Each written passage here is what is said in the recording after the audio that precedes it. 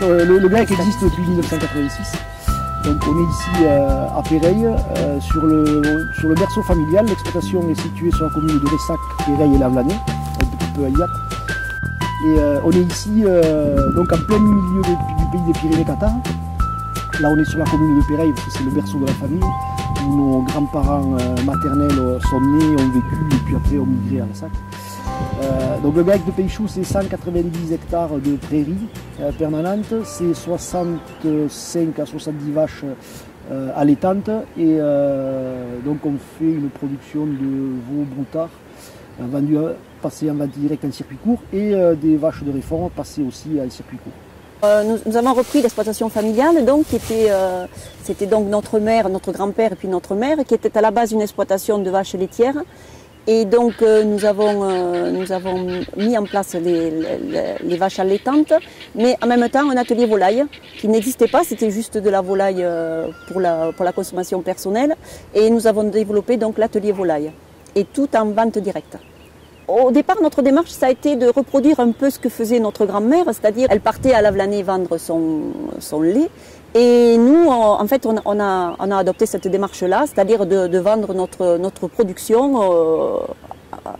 en vente directe, quoi, aller chercher le client et vendre directement. Au départ, ça a commencé par les volailles. Et lorsque on allait vendre nos volailles, les gens ont commencé à demander est-ce que vous n'auriez pas, en plus de la viande, est-ce que vous n'auriez pas... Et donc à partir de là, on a développé les volailles et en même temps, on a développé la vente directe de viande bovine.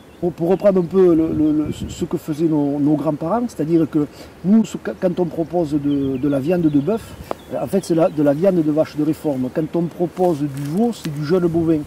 Parce qu'à l'époque, ils avaient des vaches qui leur servaient à la fois à travailler et à la fois à donner du lait et de la viande. On est dans une région pauvre, donc les paysans étaient pauvres et ils n'avaient pas les moyens d'avoir des bœufs. Donc ils avaient des vaches qui leur servaient un petit peu à tout.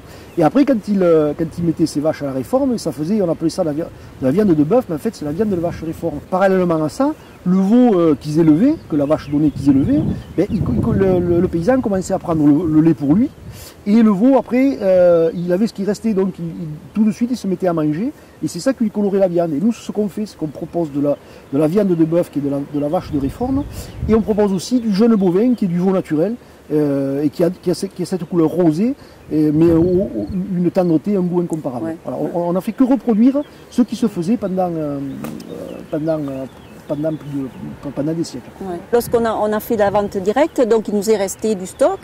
Et donc on a fait en sorte de pouvoir les mettre en valeur, les valoriser. Donc on a fait des conserves de pâté qu'on fait à Montaigu-Plantorel.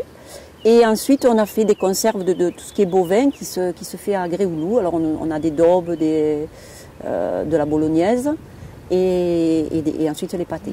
L'avenir immédiat du GAEC de Peychou, c'est l'entrée de Camille qui va attaquer le parcours à l'installation.